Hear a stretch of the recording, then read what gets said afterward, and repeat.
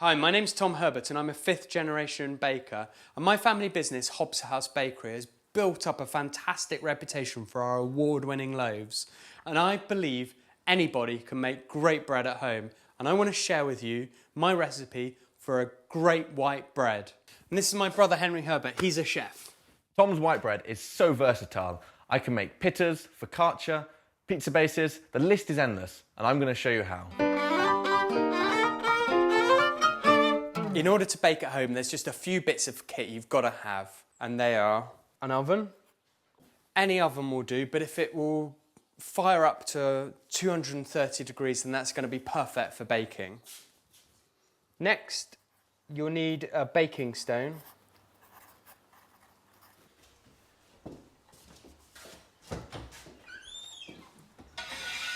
They look like this, otherwise known as pizza stones or baking tile.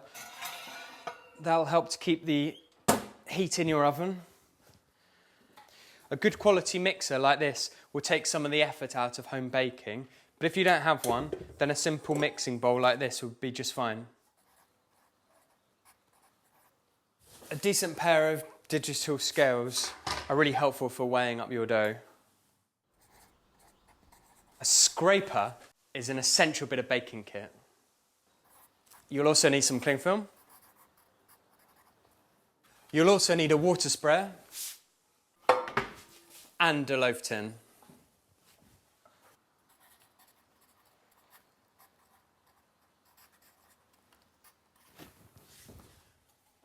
A sharp knife is crucial.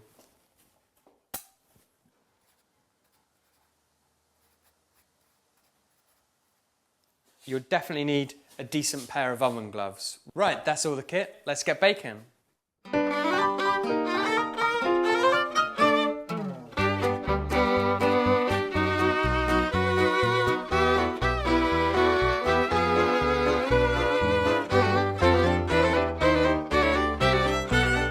This is my recipe for white bread. First, you're going to need 560 grams of strong white flour. I get mine from Shipton Mill. Then you'll need 10 grams of sea salt.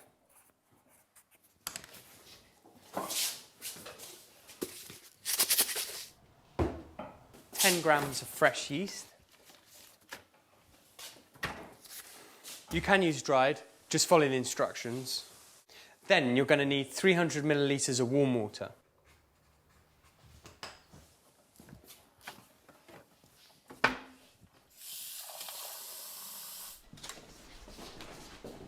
And 20 millilitres of rapeseed oil. This stuff's great because not only does it grow locally, but it's better for you too. Okay, just to recap, 560 grams of good strong white flour, 10 grams of sea salt, 10 grams of fresh yeast, 300 millilitres of warm water, and 20 millilitres of rapeseed oil. So I'm going to weigh all the ingredients directly into the mixing bowl. First I'm going to weigh in the flour.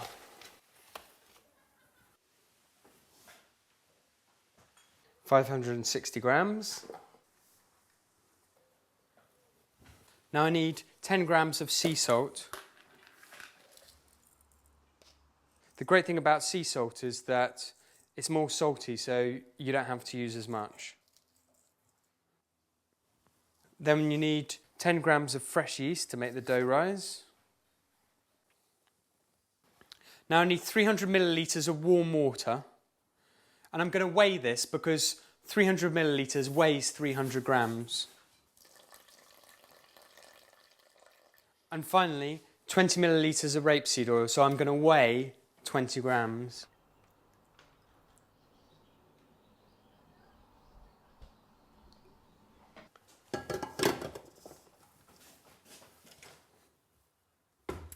Now I need to mix the dough. I'm going to start on a slow speed, or otherwise I'm going to end up wearing it all.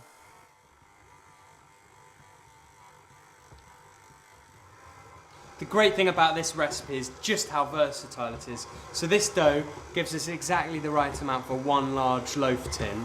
But equally, you could make pita bread, pizza bases, rolls, focaccia. In fact, the options are limitless.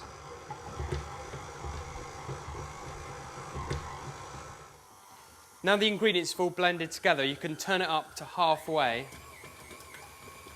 This just speeds up the process, but it's still going to need 10 minutes in there to really develop the gluten in the dough. That's the stretchiness that will hold in the yeasty exhalations that will rise us a fantastic loaf.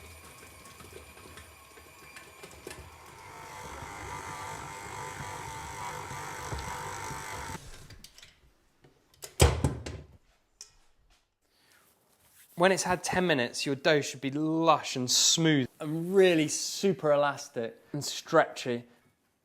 That'll be just perfect for holding in those yeasty exhalations. Let's get the dough out of the bowl.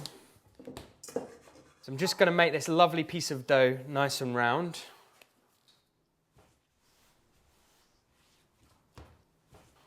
And put it back in the bowl and give it its first rise. Cover it with some cling film and leave it in a warm place to double in size. It should take no longer than an hour.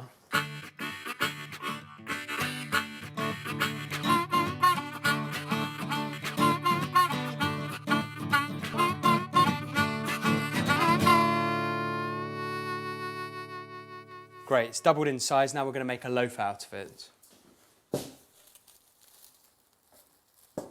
Now you need to knock the dough back and release some of that gas that's built up inside. Your dough's now really stretchy and it's going to rise really well. But first we have to mould it into a loaf shape. So here's my loaf tin, and what you need to do is know its length so that you can mould your loaf to fit. So with just the smallest dusting of flour to stop the dough sticking, you want to just gently tease out your dough piece into an oblong like this. Knock out some of the air with your hand. Make sure it doesn't stick to the table. Then divide your dough into 3 pieces in your mind's eye. Fold one bit over like this, and then another third over like this. And then using my knuckles, you need to just make a seam by pressing down quite hard on the dough piece like this. Now with your fingers and thumbs, you just need to roll this towards you. Sticking it down with my thumbs, rolling it forward with my fingers, sticking it down with my thumbs, and just gently roll it up. You don't want to do this too hard or otherwise the dough will tear. So if it starts to tear on the outside, you know you're doing it too hard.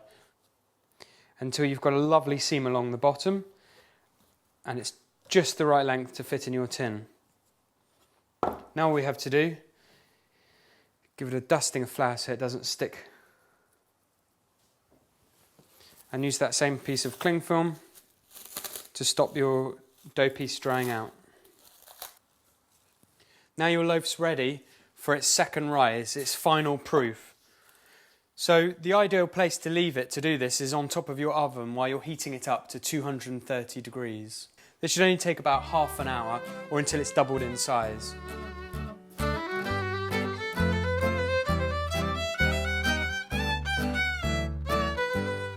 The loaf's doubled in size, it's ready to go in. And I'm going to cut this loaf, and to do that you need a really sharp knife and just a sure and quick movement. You've got to make sure it doesn't snag, and this is your opportunity to give your loaf your own unique signature. I'm going to give the baking stone a quick squirt. Put that in, a couple more squirts.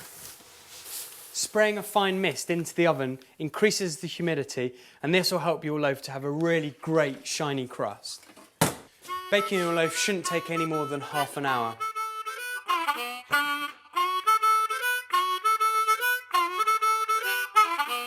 So Henry, I've made you a batch of white dough. How are you going to do that justice? Well, it's so versatile, we can do so many things with it, but I think we should make pita bread. And I've got some lovely pork belly, which I'm going to roast off really slowly, get a nice glaze on it, and we're going to have like pulled pork. And I think we should make some pizza bases straight in the stone base oven, and then we get some nice toppings for the kids. And then I think we should make some focaccia for when people arrive. You know, rock salt, rosemary, get it on. Oh, that'd be really nice for them. Nice and warm, they can just tear it off. Okay, great. 1/3, we'll split in half again. So what we'll do is we're just going to fold them into the middle. Bit of olive oil, get the bases in.